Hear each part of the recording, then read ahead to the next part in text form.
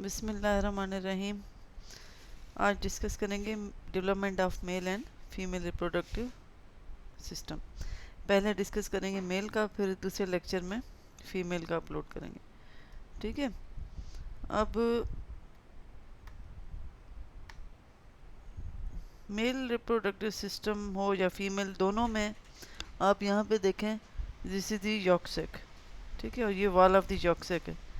Wall of the जो yolk sac है उसमें प्राइमोर्डियल जर्म सेल्स पड़े हुए हैं। प्राइमोर्डियल जर्म सेल्स जो हैं इस wall of the yolk sac से, जिनके पास 46 नंबर ऑफ क्रोमोसोम्स हैं और डीएनए कितना है 2n, ये यहाँ से शिफ्ट होंगे और इधर पोस्टीरियर एब्डोमिनल वाल पे यहाँ पे होगी गोनेडल रिज, जो दोनों मेल और फीमेल दोनों में होती है। ठीक है। ये 3rd वीक में ये germ cells wall of the yolk sac में होंगे। उसके बाद ये 4th वीक में माइग्रेट होना स्टार्ट होते हैं। 6 वीक तक ये गोनेडल रिज के अंदर चले जाते हैं, लेकिन उस वक्त तक ये डिफ्रेंशिएट नहीं हो सकता कि ये मेल है या फीमेल है, यानी कि ओवरी है या टेस्टिस है। ठीक है। तो यहाँ पे अब नेक्स्ट जब हम डायग्राम में देखते हैं तो मेल और फीमेल को डिस्कस करने के लिए हमारे पास 2 डक्ट्स हैं, मेसोनेफ्रिक, जिसका दूसरा नाम है Wolffian duct, and paramesonephric duct, and the another name of paramesonephric duct is the Mullerian duct. अब जैसे हमने किडनी की डेवलपमेंट में पढ़ा था कि ये हमारे पास ये जो इस कोने में डायग्राम है, यहाँ पे ये पारेक्सियल मेसोडर्म है, ये इंटरमीडिएट और ये lateral plate mesoderm. Intermediate mesoderm give rise the urogenital system. Urinary system हम पढ़ चुके हैं, अब हम पढ़ रहे हैं genital male and female reproductive system.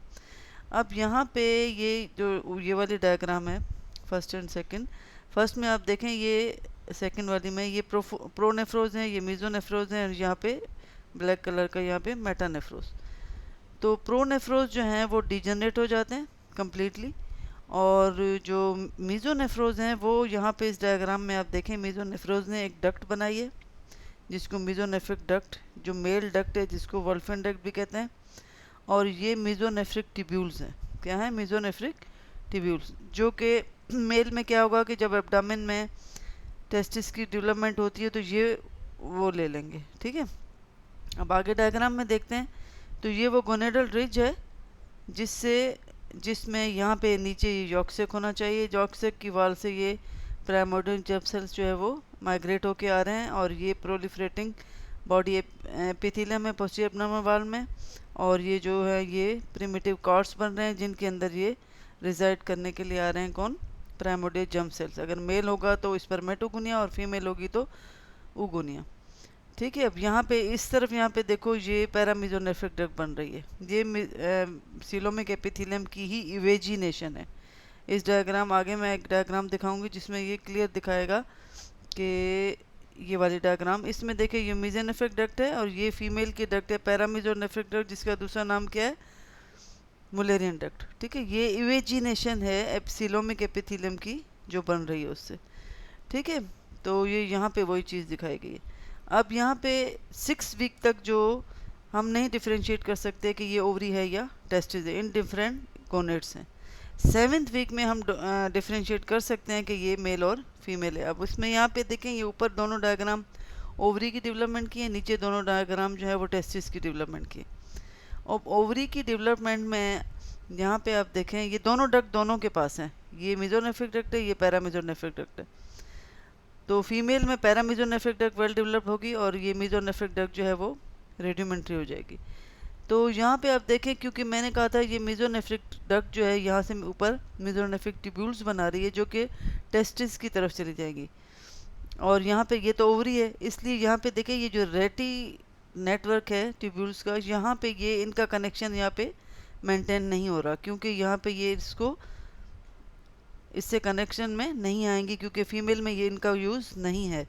ठीक है। फिर यहाँ पे आप देखो कॉर्टेक्स वेल डेवलप्ड है, क्योंकि फीमेल में ओवरी में जब हिस्टोलॉजी देखते हैं तो कॉर्टेक्स में ओजिनेसिस हो रही होती है और मेडुला जो है वो वेल डेवलप्ड नहीं है। ठीक है। नीचे आप देखें, यहाँ पे मेल में कॉर्टेक्स में ट्यूनिका अल्बुजिनिया है, वो इतना वेल डेवलप्ड नहीं है, और मेडुला वेल डेवलप्ड है। और यहाँ पे वो मेसोनेफ्रिक डक्ट की जो मेसोनेफ्रिक ट्यूब्यूल्स थी उन्होंने कनेक्ट किया हुआ है किसके साथ?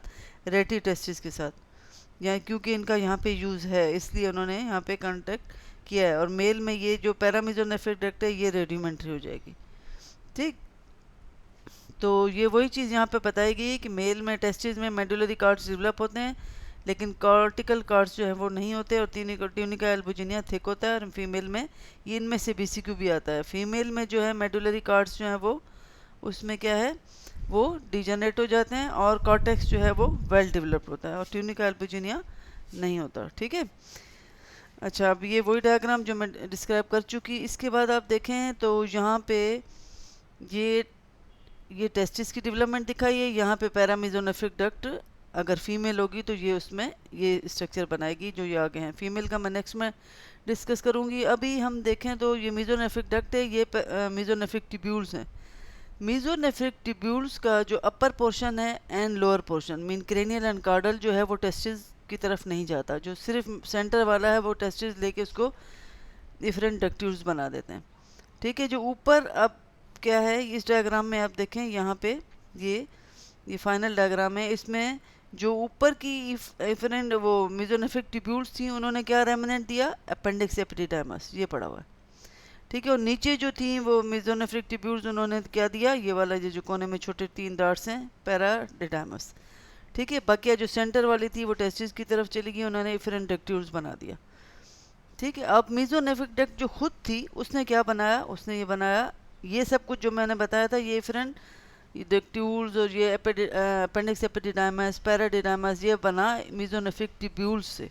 अब मीजोनेफ्रिक डक्ट जो है वो खुद बना रही है एपिडिडाइमस, और ये पूरा ये वास्ट डिफरेंस है या डक्टस डिफरेंस, और सेमानल वेजिकल, सेमानल वेजिकल से नीचे जो मीजोनेफ्रिक डक्ट का पोर्शन है उसको हम कहते हैं इजैक्युलेटरी डक्ट।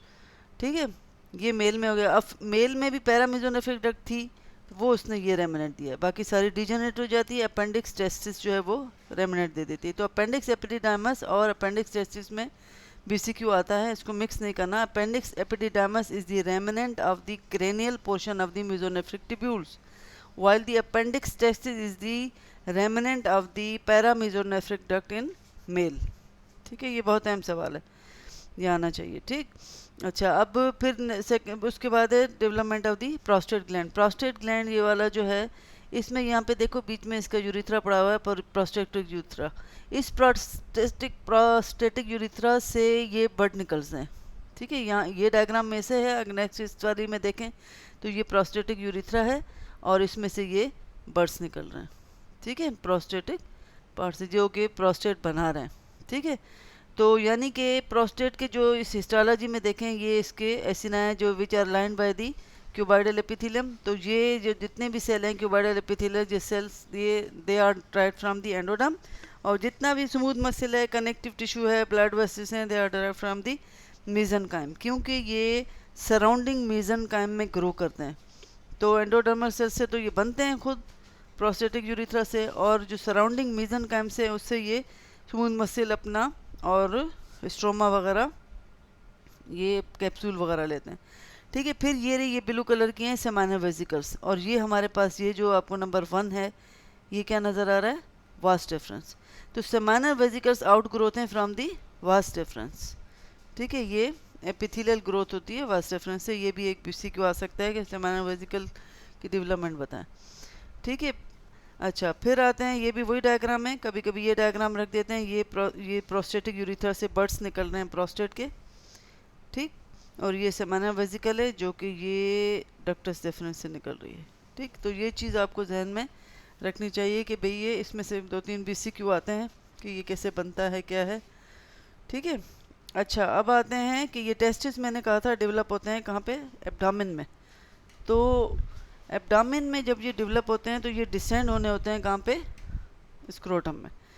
उसके लिए हम यहाँ पे आप इस डायग्राम को देखो, ये वाली ये टेस्टिस हैं। ये एक टिश्यू है जिसको कह रहा है ग्यूबर्नाक्यूलम। अब ये ग्यूबर्नाक्यूलम है क्या, जो ऊपर हमने यहाँ पे शुरू में देखा था कि मीजोनेफ्रोज का एक पार्ट जो है वो बना रहा है, क्या मीजोनेफ्रिक डक्ट बना रहा है, दूसरा फिर ट्यूब्यूल्स बन रही थी, कुछ उसका पार्ट जो है वो डिजेनरेट जो होता है वो बनाता है ग्यूबर्नाक्यूलम। क्या बनाता है, ग्यूबर्नाक्यूलम। अब ग्यूबर्नाक्यूलम की प्रॉक्सिमल अटैचमेंट कहाँ पे, lower pole of the testis, और डिस्टल अटैचमेंट आप देखें ये पेरिनियम में है, ये स्क्रोटम में है, ये ब्यूबिक में। तो जब ये सिकुड़ेगा इधर से तो ये जब खींच के नीचे आएगा, टेस्टिस को नीचे लाएगा तो स्क्रोटम में लाएगा।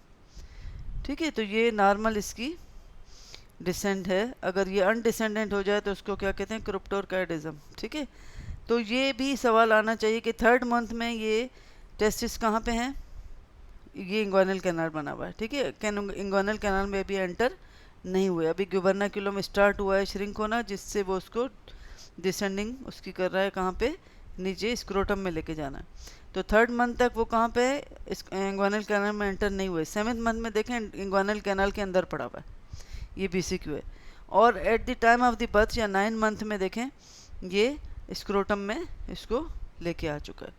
जब ये ऊपर से नीचे आता है, अब यहाँ इस डायग्राम में देखें, ये जो ब्लैक कलर ग्रे कलर है ये क्या है, पेरिटोनियम है। जब ये ऊपर से नीचे आ रहा है तो देखें टेस्टिस अपने साथ ये पेरिटोनियम का एक फोल्ड लेके आ रहा है। अगली डायग्राम में देखें ये अभी भी मौजूद है। ठीक है, यहाँ पे देखें एंटीरियरली इसके पास अभी भी मौजूद है, जिसको हम प्रोसेसस ट्यूनिका वेजाइनालिस, और जब एडल्ट में हम क्या कह रहे हैं उसको प्रोसेसस वेजाइनालिस। इसका ऊपर से फिर कनेक्शन ख़त्म हो जाता है, सिर्फ ये टेस्टिस के ऊपर ही पार्ट रह जाता है। जब ये घसीट के आता है उसको ग्यूबर्नाक्यूलम नीचे स्क्रोटम की तरफ डिसेंड करता है टेस्टिस की, तो उसके साथ एब्डामिन की जो मसल्स आपने पढ़ी थी, एक्सटर्नल ओब्लिक है, इंटरनल ओब्लिक है, ट्रांसवर्सस एब्डामिनस एंड ट्रांसवर्सलिस फेशिया, ये भी इसके साथ इनके एपोनेरिसिस आते हैं। तो अब यहाँ पे फिर ये आखिर में बनाते हैं किसकी, स्क्रोटम की लेयर्स। तो स्क्रोटम की लेयर्स के नाम क्या है, external spermatic fascia, cremasteric fascia and internal spermatic fascia. अब अगर आपसे कोई पूछता है external spermatic fascia of scrotum की जो कवरिंग है वो किसकी कंटिन्यूटी है, यहाँ पे आप देखें पूरा this is the continuity of the external oblique muscle. ठीक है, और जो क्रीमेस्ट्रिक फेशिया है ये वाला ब्लूइश था, ये किसकी कंटिन्यूटी है, इंटरनल ओब्लिक मसल की। ठीक है, और जो इंटरनल स्पर्मेटिक फेशिया इसका है कवरिंग, वो है कंटिन्यूटी किसकी, ट्रांसवर्सलिस फेशिया की। किसकी, ट्रांसवर्सलिस फेशिया। ट्रांसवर्सस एब्डोमिनस मसल नीचे तक नहीं आ रही, तो इस पे BCQ देते हैं। और अक्सर बच्चे कंफ्यूज हो जाते हैं कि इंटरनल स्पर्मेटिक फेशिया को कहते हैं इंटरनल ओब्लिक मसल, नहीं, वो कहाँ पे है, इंटरनल ओब्लिक जो है वो कवरिंग बना रही है क्रीमेस्टिक फेशिया जो सेकंड नंबर है, और ट्रांसवर्सलिस फेशिया जो है वो थर्ड नंबर की, जो इसकी इनर मोस्ट लेयर है इंटरनल स्पर्मेटिक फेशिया, वो बना रही है। इस पे BCQs आते हैं, ये ध्यान में रखना। और ये वही प्रोसेसर विजाइनालिस जो पेरिटोनियम का फोल्ड है, और यहाँ ऊपर ये डिजनरेट हो चुका है, ओब्लिटरेट हो चुका है। ठीक है, अगर ये प्रोसेसस विजाइनालिस यहाँ पे नॉर्मली तो इसको यहाँ डिजनरेट होना चाहिए ऐसे, और अगर ये नहीं हुआ, पूरा कम्युनिकेशन रहा, तो ये हाइड्रोसील बन सकता है, क्योंकि अगर एब्डामन से पेरिटोनियम कनेक्ट है तो फ्लूइड आ सकता है किसी भी डिजीज़ में। ठीक है, और अगर इस तरह है कि ये प्रोसेसर विजाइनालिस आ गया लेकिन ऊपर और नीचे तो डिजनरेट ओब्लिटरेट हो गया, लेकिन नीचे बीच में एक सिस्ट रहेगी, तो उसको भी क्या कहते हैं, हाइड्रोसील। तो इसको कहते हैं रेमिनेंट्स ऑफ दी पेट या पेटेंट प्रोसेसस विजाइनालिस। ये हाइड्रोसील की पिक्चर है। ठीक है, टेस्टिकुलर हाइड्रोसील। तो नॉर्मल डिसेंट, जिसको अनडिसेंडेड अगर हो जाए टेस्टिस में, तो उस कंडीशन को हमने क्या कहा था, क्रिप्टोरकाइडिज्म। ठीक है, ये ज़्यादातर तो यूनिलेटरल होती है, बायलेटरल भी हो सकती है, लेकिन मोस्टली जो है वो यूनिलेटरल होती है। और 30% प्रीमेच्योर बच्चों में जो अभी जल्दी पैदा हो जाते हैं उनमें हो जाती है। ठीक है, और 3 to 4% फुल टर्म वालों में अनडिसेंडेंट टेस्टिस होता है। तो प्री मेच्योर में चांसेस हैं कि वो दोबारा डिसेंड हो सकता है। और अगर इधर ये, क्योंकि स्क्रोटम में अलग सा टेम्परेचर है, अगर ये यहाँ पे नहीं आता और अपनी एक्टॉपिक किसी जगह पे रह जाता है, तो वहाँ पे स्पर्मेटोजेनेसिस नहीं होगी, क्योंकि वहाँ टेम्परेचर चेंज होगा और स्क्रोटम का टेम्परेचर जो है वो चेंज होता है। ठीक है, ये हमें आना चाहिए मेल रिप्रोडक्टिव सिस्टम में। अभी मैं इंशाल्लाह भी नेक्स्ट करूँगी फीमेल रिप्रोडक्टिव, उसके साथ मेल और फीमेल के थोड़ा सा एक्सटर्नल जेनेटिलिया और उसकी एबनॉर्मलिटीज़ को भी डिस्कस करेंगे।